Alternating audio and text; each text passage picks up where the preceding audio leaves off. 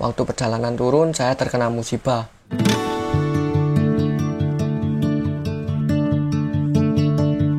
Yoi, ini cerita saya waktu ke Gunung Sumbing. Sepulang dari Banyuwangi, besok malamnya saya langsung berangkat ke Jawa Tengah untuk mendaki Gunung Sumbing via Garung. Awal cerita, saya dan Saka rencana mau jalan-jalan menikmati masa liburan. Tapi kita itu belum tahu mau kemana. Dan akhirnya Saka mengajak saya untuk mendaki Gunung Sumbing yang letaknya berada di Jawa Tengah. Saya kaget dong, kenapa harus jauh-jauh ke Jawa Tengah, sedangkan di Jawa Timur aja masih banyak gunung-gunung yang belum saya kunjungi. Terus dia berkata, udah sekali-sekali main jauh, kapan lagi, mumpung masih masa liburan. Oh ya udah, dan akhirnya saya mengiyakan. Tapi saya meminta ke dia untuk perjalanan kali ini itu naik bus. Kenapa? Karena saya belum ada pengalaman naik bus. Sebenarnya pernah, yaitu waktu rekreasi sekolah. Tapi itu bus pariwisata yang sudah diatur oleh sekolah. Nah, yang saya cari itu pengalaman waktu mencari bus secara langsung. Waktu menunggu bus, itu yang saya cari. Dan perjalanan dimulai pukul 11 malam. Sesampai di terminal Bungurasi, ada calo yang menawarkan kita jalur batas. Dan itu kena harga 145.000. Nah, saya kaget dong. Kalau saja saya tahu bakal kena harga segitu, saya lebih memilih naik kereta saja. Dan ternyata itu Saka mengiyakan tawaran dari jalur tersebut karena kata Saka sudah tidak ada bis lainnya lagi. Ya udah, terpaksa saya nurut dengan rasa kesal karena bagi saya itu mahal banget. Tapi nggak apa-apa sih, namanya juga pengalaman pertama kali. Tanpa lama akhirnya kita berangkat.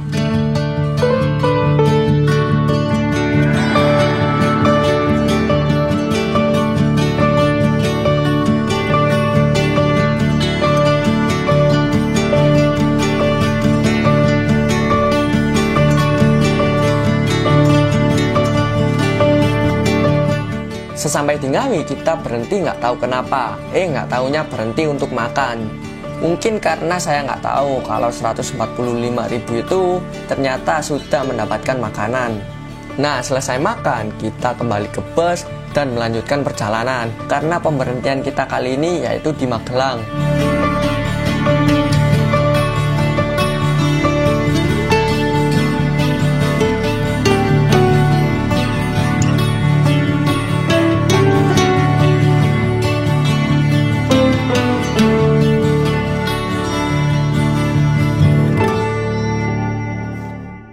Hari pun sudah pagi dan tanpa terasa kita sampai juga di Terminal Magelang. Nah, sesampai di Terminal Magelang, saya dan Saka lupa membawa surat keterangan sehat. Karena salah satu syarat untuk mendaki Gunung Sumbing yaitu harus menggunakan surat keterangan sehat. Alhasil kita jalan kaki untuk mencari puskesmas terdekat.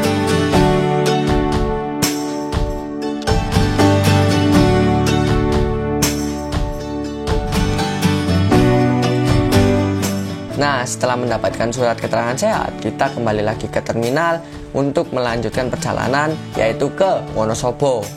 Perjalanan ke Wonosobo sendiri, kita harus naik bus lagi. Dan bus kali ini per orang hanya membayar 25.000. Dan selama di jalan, Sumbing nampak jelas dari kejauhan. Dan saya berkata dalam hati saya, apakah saya bisa untuk sampai ke puncaknya? Ya sudahlah, yang penting sekarang jalanin aja dulu. Kalaupun saya tidak sampai puncak, mungkin lain waktu saya bakal kembali lagi ke sana. Akhirnya kita sampai juga di Wonosobo, dan kita diarahkan menuju basecamp 1. Nah, di basecamp 1 ini kita disuruh mengisi formulir, sekaligus saya dan Saka menyewa trekking pool.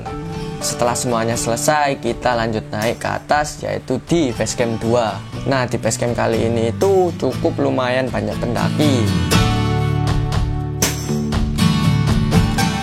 Dan kita istirahat sambil mengisi formulir yang sudah diberikan oleh petugasnya.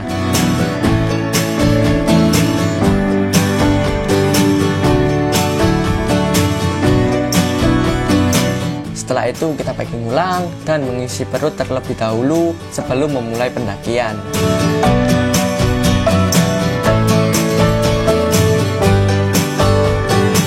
Dan Dan kali ini kita menggunakan jasa ojek dengan harga 25.000 per orang untuk mengantar kita sampai ke pos 1. Tanpa lama, kita langsung berangkat.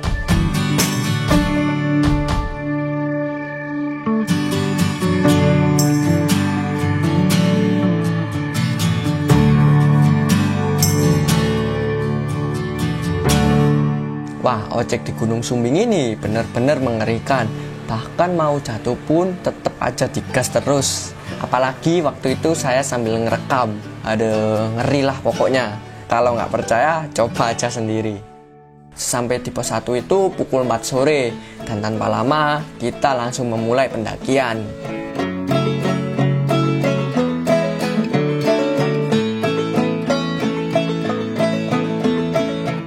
Karena Saka baru kedua kalinya mendaki, alhasil dia memakai sepatu yang tidak disarankan. Padahal sudah saya bilangin untuk sewa waktu di base camp tadi. Tapi dia menghiraukan perkataan saya. Ya sudahlah. Dan ini mengingatkan saya waktu mendaki Gunung Penanggungan. Kurangnya alat yang memadai. Tapi seiring berjalannya waktu, saya paham sedikit tentang pendakian.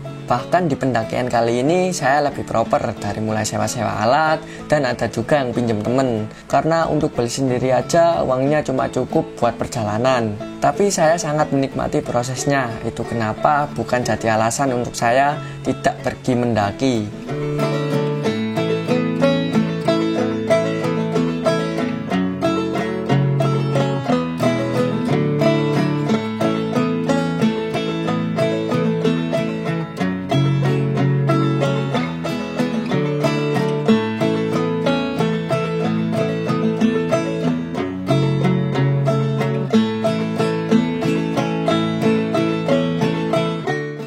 Kita berjalan, akhirnya tampak warung dari kejauhan.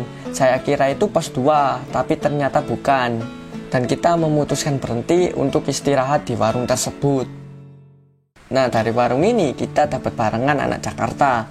Akhirnya kita lanjut jalan.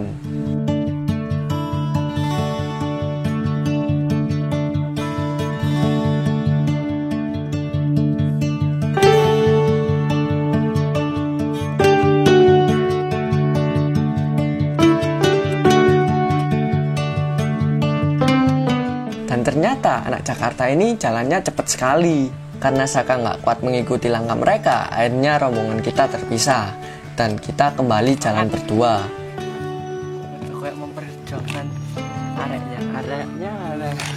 Nah, selama di perjalanan kita berpas-pasan lagi. Tapi kali ini sama anak Malang. Akhirnya kita memutuskan untuk bareng karena hari semakin gelap. Dan kita sampai juga di pos 2. Nah, di pos 2 ini istirahatnya kita benar-benar lama dan memutuskan untuk jalan lagi selesai azan maghrib. Hari pun sudah malam dan kita harus melanjutkan pendakian.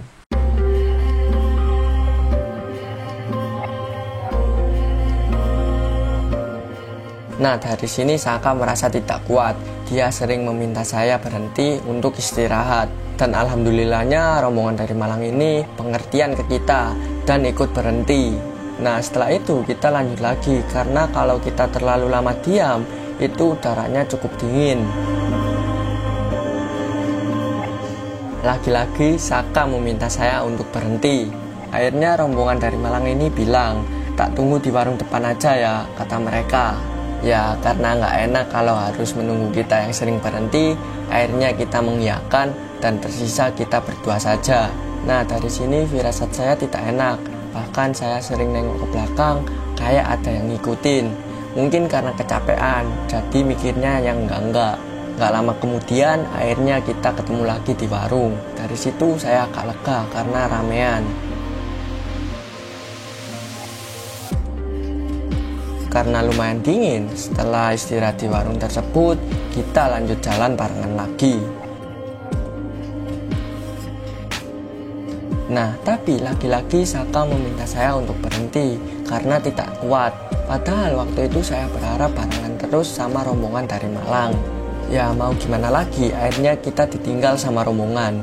Mungkin mereka kesal, harus menunggu kita yang berhenti terus-terusan. Dari situ saya yang tadinya cuma menganggap biasa saja, Jadi beneran takut, karena bener-bener tinggal kita berdua.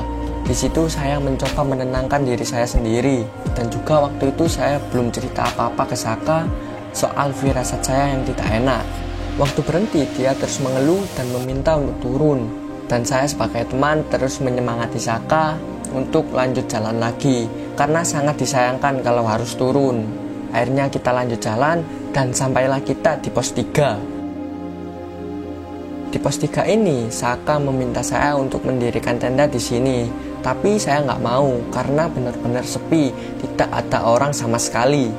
Karena semua orang ada di camp area, yaitu di atasnya pos 3. Akhirnya kita lanjut, dan sampailah kita di camp area pukul 11 malam. Tanpa lama, kita langsung mendirikan tenda, karena udah benar-benar dingin waktu itu. Dan saya langsung masak, sedangkan Saka saya suruh tidur sebentar selagi menunggu masakan matang. Setelah itu kita langsung makan dan langsung bergegas tidur karena udah kecapean.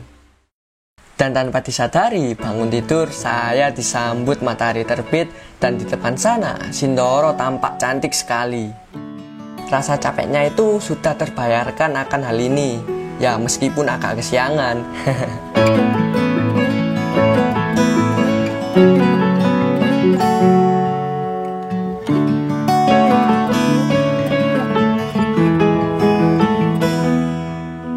Nah, tapi sayangnya Saka ini masih tidur, padahal sudah saya bangunin berkali-kali. Dan saya juga mengajak dia untuk summit.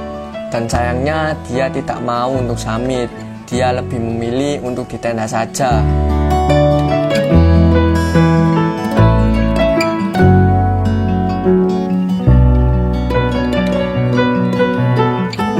Ya mau gimana lagi, kalaupun saya memaksa summit sendiri, ntar kalau terjadi apa-apa sama saya, gimana? Saya nggak mau, karena keegoisan saya lupa akan semua hal, yaitu teman dan termasuk keselamatan diri saya sendiri. Dan inilah akhir cerita pendakian saya waktu ke Gunung Sumbing. Terima kasih sudah menonton. Waktu perjalanan turun, saya terkena musibah, yaitu kepleset, yang mengakibatkan kacamata saya patah. Tapi waktu di base camp langsung saya benerin. Dan nggak sampai di situ saja.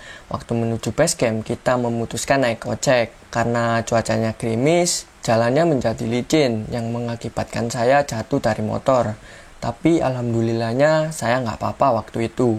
Nah, yang lebih parah, musibah datang lagi ke saya. Waktu di terminal Magelang, saya kepleset sampai kaki saya luka. Benar-benar pengalaman yang mengejutkan bagi saya.